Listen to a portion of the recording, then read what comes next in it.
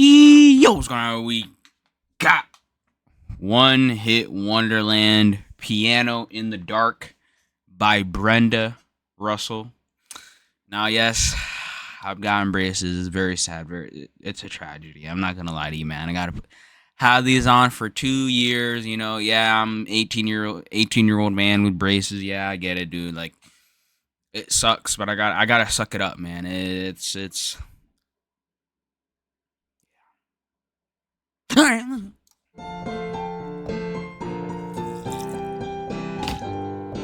I know about this song is that it's sampled. It's like the sample from the Flow Rider song. So that's all I know. That's all I know.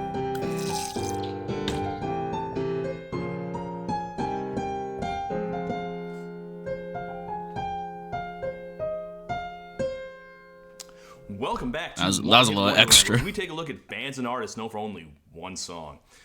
You know, viewers, I've been meaning to do more R&B stuff on here. As I listen to the radio on my morning commute downstairs to this piano, I don't know. When I listen to the radio, I find myself tuning more and more to the R&B stations. Mostly because R&B was not a genre I was into as a kid, so it's the only station playing shit I haven't heard a billion times.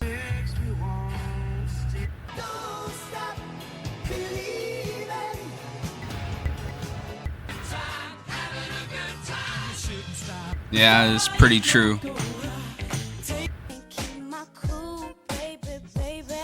enough. Maybe it'll be the Christian stations next, who knows. But even though I had a pretty soul-deprived childhood, today we cover a song that I'm very familiar with.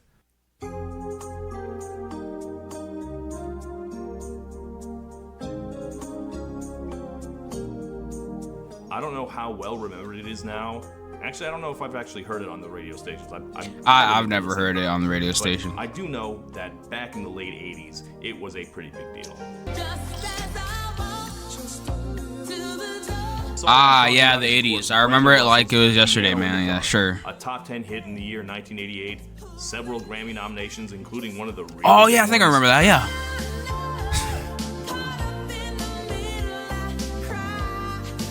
Like I said, I don't know how much longevity it's had. If you do know it, there's probably a strong chance that you only recognize it from the EDM song that sampled it.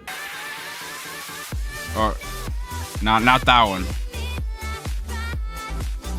Or the Flow Rider song that sampled that. There you go.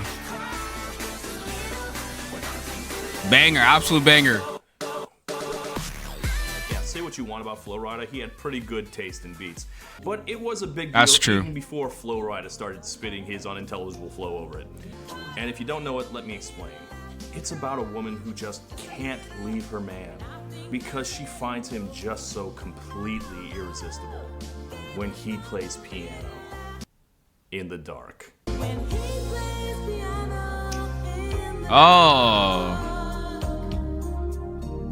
I wonder who that could be. I fucking love this song. Really? No way. We don't have more songs about how hot it is when guys play piano in the darkness. Yeah, can we get some songwriters on this? People need to know. But what of the woman behind it?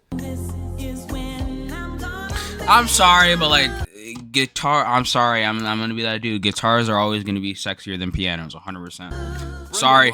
Was one of the it's just true. It's true. Talents of R&B. A woman who never quite got her due as an artist. It looked like 1988 might finally be her year to break out, but she never quite managed to drag her piano out of the dark and into the spotlight. Well, as an enthusiast of both pianos and darkness, I felt like it was finally time for me to step up and dig some more into her surprisingly long and successful career. So let's give her just a little more time and find out why she cries just a little. Not a lot, just a little. In the dark. Let's go.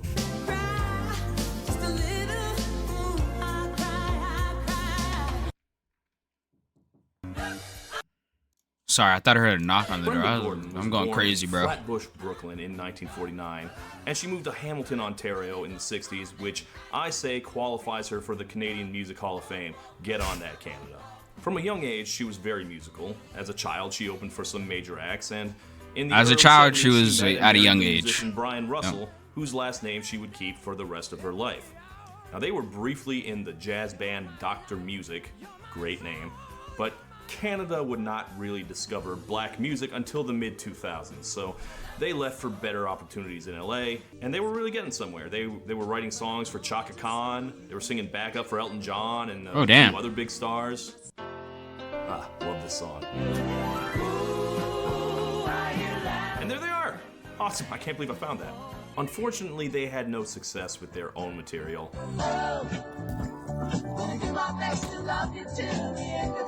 And Brenda says she heard way later that racism may have been a factor. Interracial couple can't have that. And regardless, the marriage didn't last. So after the breakup, Damn. Brenda thought she might be able to step into the limelight herself. And she was right. You're so good, so right to be with you tonight. So good. This is her first single from 1979, So Good, So Right, which was actually like a near hit. It did crack the top 40 at least, making her one-hit wonder status kind of borderline. But I really wanted to do this video, so, you know. So good, so right to be with you. Anyway, like I said, it was a mid-chart hit, and boy, does it sound like a mid-chart hit from the late 70s. One of those kind of R&B, kind of soft rock songs. Actually, can we get some Vaseline on the lens here? There we go. Perfect. And there are a lot of other highlights on that album too. You might notice that this sounds familiar. A little bit of love can go a long, long way. So Right. Wait. You know it from Yeah, this. it does. Yeah. Or Damn. this. Really? So that's, it's a good start. Unfortunately, bad times were brewing. By the end of 1979, disco had collapsed and it took down all of black music with it. So up until Thriller, this is what popular music sounded like.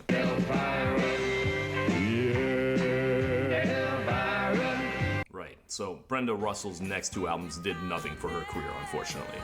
Just total bombs. But Damn, there are unlucky. reasons to recommend them. For example, the second album is important because it introduces her to the yacht rock cinematic universe. Yeah, she hooked up with Michael McDonald and the members of Toto for that one. In fact, she is Really? in the yacht rock documentary. So Michael starts to sing it for us. We just froze. I was like, oh my God, what is that coming out of his mouth? Well, they go into this, like, since yacht rock was beardy white guys who love jazz and R&B. Bruh, low when key, R&B wasn't selling a lot. for like a one-hit wonder, she was really like in the fucking industry, no? Like she was like legit like just hanging out with a bunch of fucking hit makers, no? A lot of black singers. And also like the fucking legacy of some of her songs like is crazy. towards yacht rock too. I remember walking into a record company and I said, okay, I'm not R&B. And he said, honey, you black, you R&B. I went, oh, excuse me, I didn't know. In fact, one of her songs, Lucky, has 1 million streams on Spotify. I fell in love with you. I don't know why, and I think it might be entirely because of the documentary, but I don't know. But Brenda had no way of knowing that her association with Michael McDonald would pay dividends decades later because of a stupid comedy show on the internet. In the meantime, she was looking at her career stalling out with 2 flop albums, and I don't mean just on the pop charts, on the R&B charts too. She did nothing. I think she may have been just like a little too jazzy for the post-disco audience. She sounds good, honestly. Contract expired, and also she moved to Sweden for some reason, so it looked like her career had hit the skids. Random. And that's just more bad timing on her part because right after that, smooth R&B had a big comeback.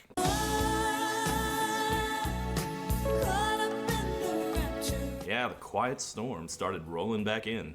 You had like Sade and Luther Vandross, who even covered one of her songs. God damn, this dude is fucking That one's hers. soaking. At that point, What another the hell? jazz man had entered her life. The legendary trumpet player Herb Alpert. If you don't know who that is, yes you do. Like Brenda, he stretched across jazz, pop, and R&B. He's a legendary hitmaker for decades. So even though her career as a lead artist was on hold, she was on one of his albums, and she also sold a song to Donna Summer. a very curious little song called Dinner with Gershwin. I wanna have dinner with Gershwin. Who's Gershwin? About wanting to meet great people in history, I guess. Am I supposed to know who is that like a prominent historical figure, Gershwin? Do you? I'm not sure that's something you actually want. So Herb saw potential in her, and I forgot to mention, but on top Who of the playing fuck is trumpet, Gershwin? he also owned A&M Records. So he was like, come to our label, we're gonna make you a star, baby. Or something like that, I imagine. And he kind of did. Oh, damn, okay. I heard this song on the radio, and I mean, it's a hot song. You know, it's a hot song. It's sung back by a up, hot bro. lady, Chill out. and you guys are gonna be in for a real A little bit special too close. treat. Ladies and gentlemen, here's Miss Brenda Russell.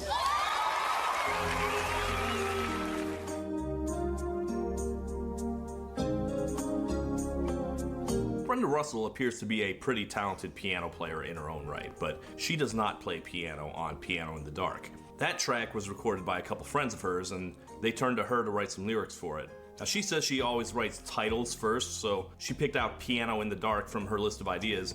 The other guys were like, huh, Piano in the Dark, why what's that you're about? fucked? She was like, I don't know, let's What? find out.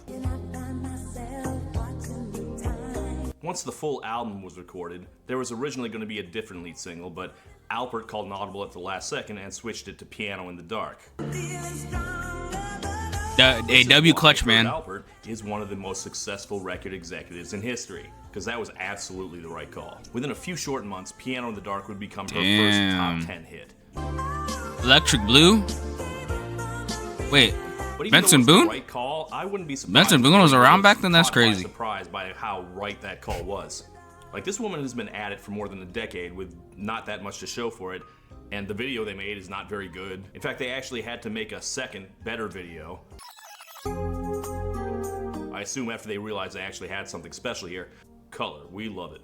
Silence is broken. So why was Brenda Russell finally able to break through when clearly she had the talent and songs to do it before then?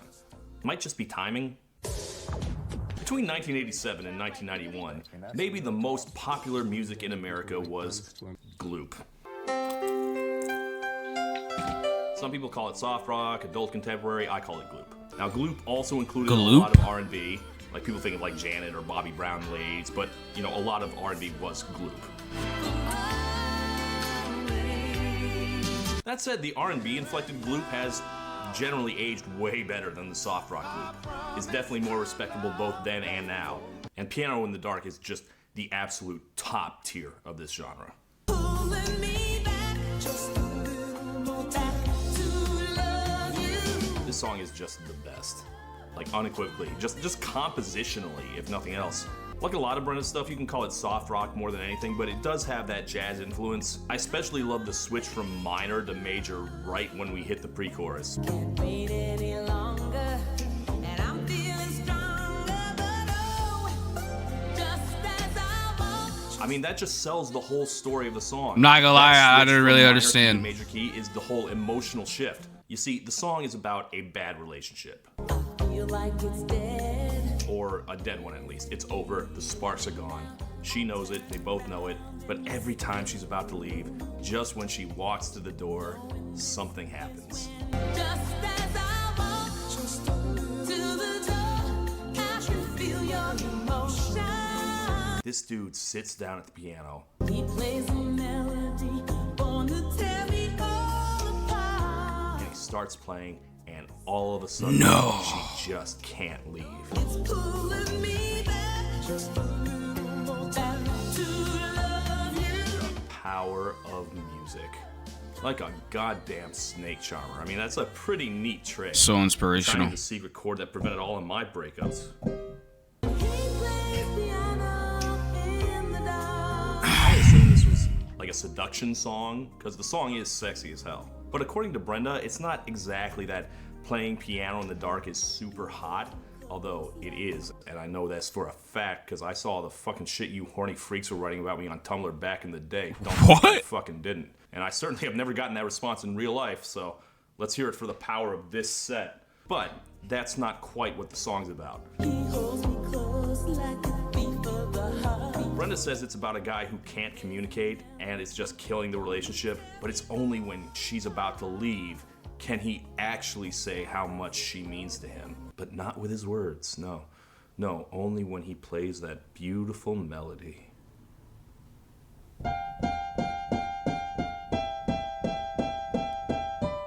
Yeah, I might not be talented to pull off this move, but when he does it, it just breaks her heart. It moves her so much. That's what got her? She just can't leave him.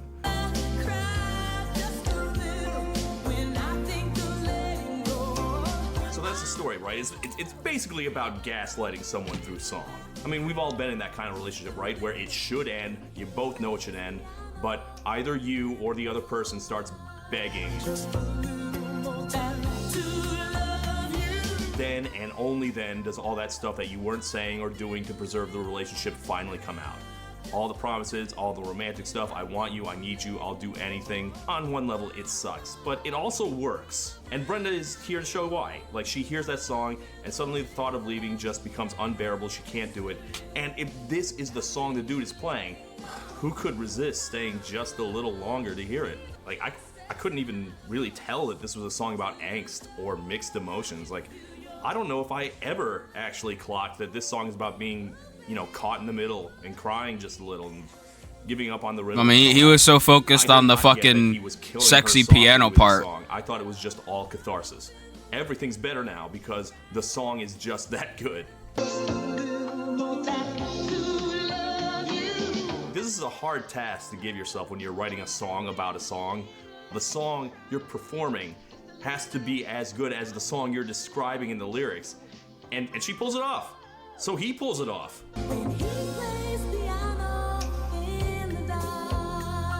Sucks that this move only works in the dark, though. That seems kind of harsh, honestly. It's a real "you look better with the lights off" kind of backhanded compliment there.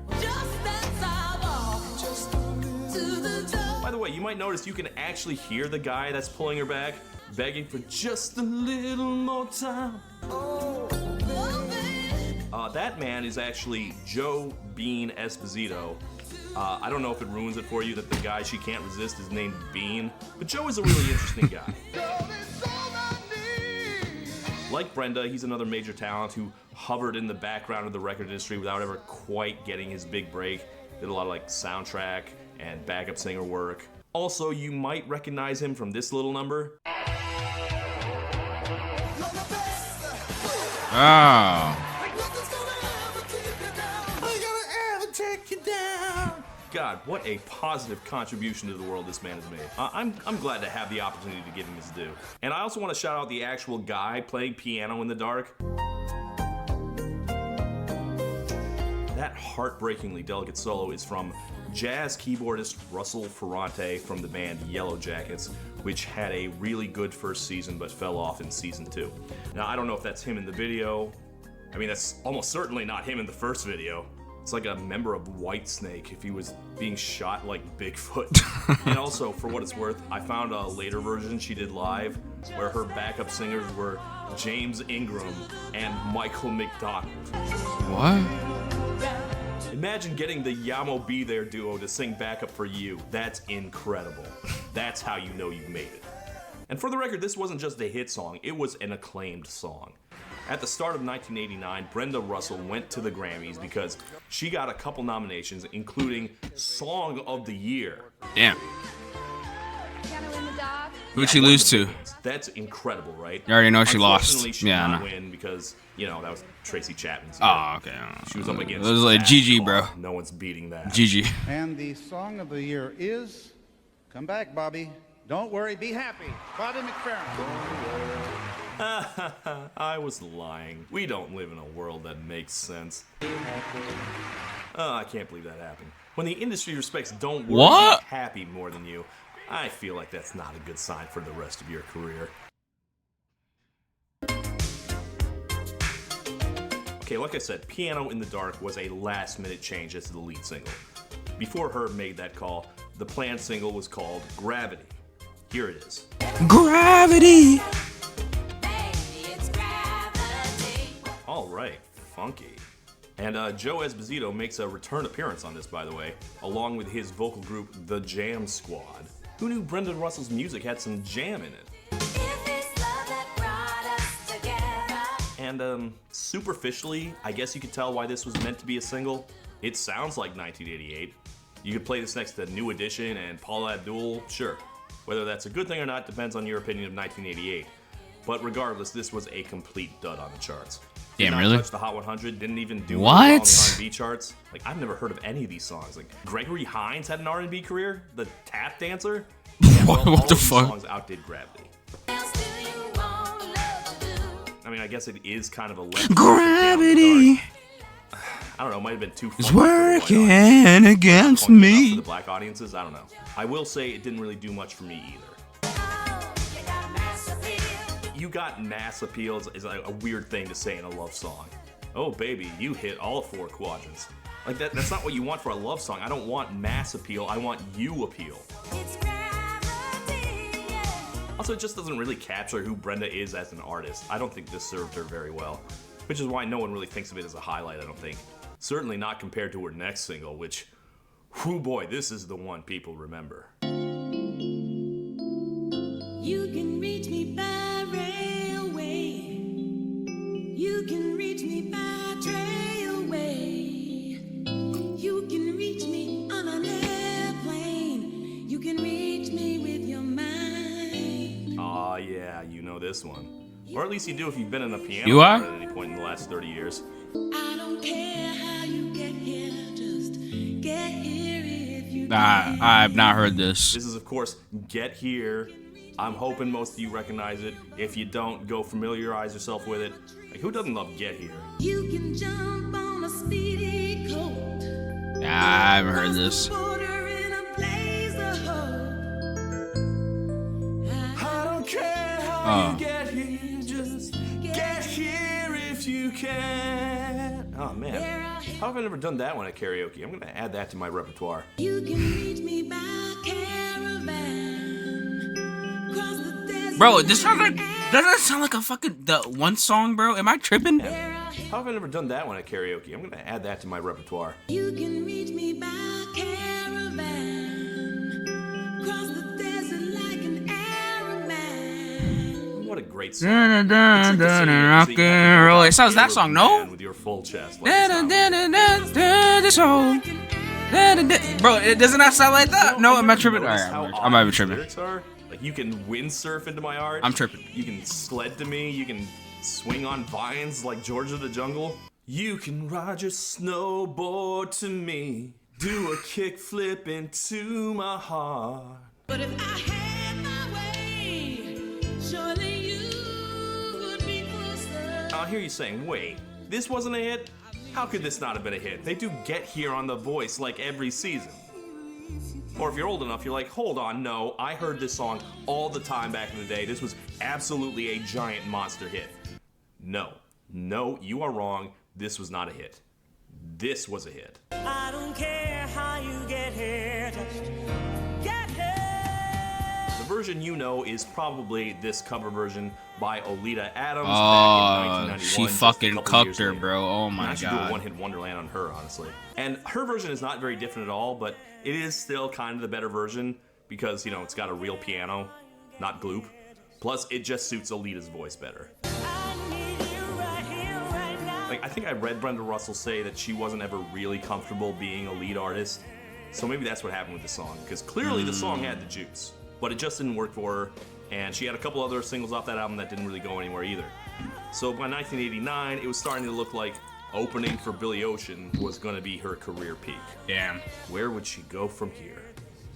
And would she get there by railway, trailway, windsurf, and so on? Yes. That is a yes. Not so much with her pop career, which didn't really go anywhere. Kiss me with the wind. This is Kiss Me With The Wind, lead single off her next album. The whole yacht rock doc suggested she fit in more with the white boy R&B, which I guess is why this sounds like a Rick Astley song. I kind of think she never quite found her niche between soft rock and R&B.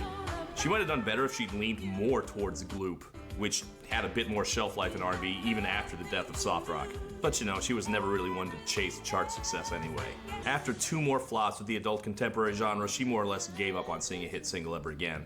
Yeah. Her only 2 other albums after 1993 are jazz and world music based, so that's pretty alright. But you probably wouldn't have heard any of these songs after the big hit, except, I guess, the song that plays over the end credits in Tim Allen's The Santa Claus. Remember that? He killed Santa.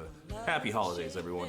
However, I would be remiss if I did not share her biggest project after 1988. Now, if you know anything about Broadway, you'll notice that a lot of the Broadway musicals are written by former pop singers these days. Well, Brenda is one of them. In the mid-2000s, she was hired on to write the music for a new musical adaptation of The Color Purple. Oh. Yeah, I'm not kidding. She wrote all the songs for What? The Color Purple. Yeah, even if you That's don't know random a as single fuck. thing about Broadway, and really, why should you? Even then, you should already know that The Color Purple was like a gigantic smash hit. Random. It was big in the mid-2000s, and it was an even bigger hit when it was revived in the mid-2010s. It was the launching pad to stardom for a lot of famous actors, including being the launching pad for Cynthia Erivo. Oh, bruh. Yes, we might not have Cynthia Erivo Alright, bro. to introduce weird outfits into our life if not for Piano in the Dark. Isn't that crazy? I bet you That's didn't know crazy. I didn't know that that was happening. I've seen it. Yeah. Oh, please That's stop. Please. really powerful. that. And yes, this did don't- finally get don't- Brenda don't- her Grammy. don't get You people know what? started Even on that fucking- Don't worry, be happy.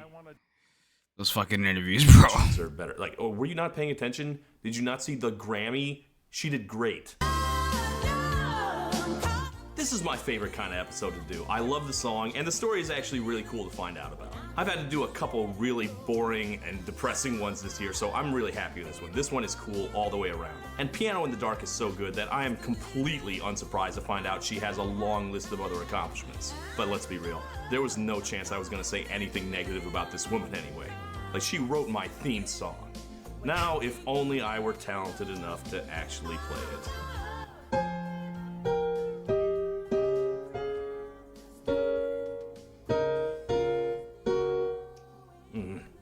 Stupid ham hands.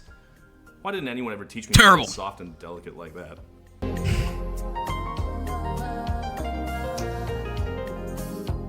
Oh god, you see a real talent like Brenda, and it just reminds me how lazy and untalented I am. But I do at Nebula. least know other talented people. Including one Nebula. Patrick Wilson. Apparently he knows talented people too, because he just made a film.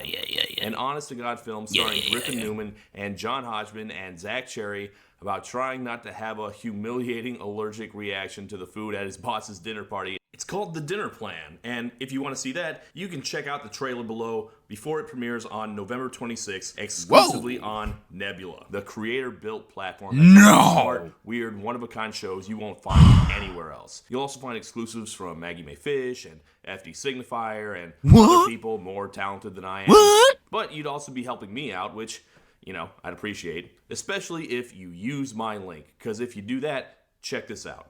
See, they also give out lifetime subscriptions that last for literally as long as both you and Nebula exist.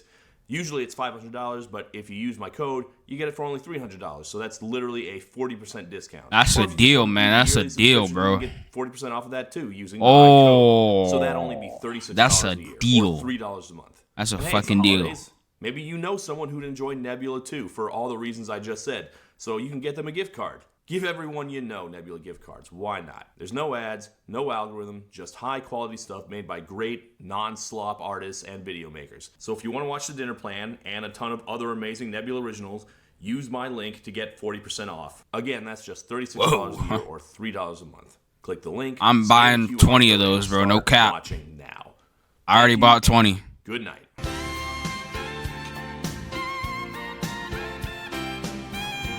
Alright, guys, that's the end of the video.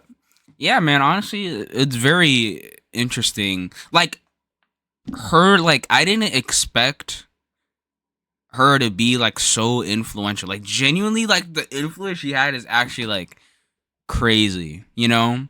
And honestly, like, even though it's kind of true, calling her, like, a one-hit wonder is, like, it feels, like, a little bit disrespectful because of all the things, like, she's fucking done. You know what I'm saying? And I don't know, like it's just crazy. I didn't think she would have done like all that like over the course of many years. So, hey man, hats off to her. But hey guys, go subscribe to Down in the Shadows. Good video. Subscribe to me. Boom, boom, boom.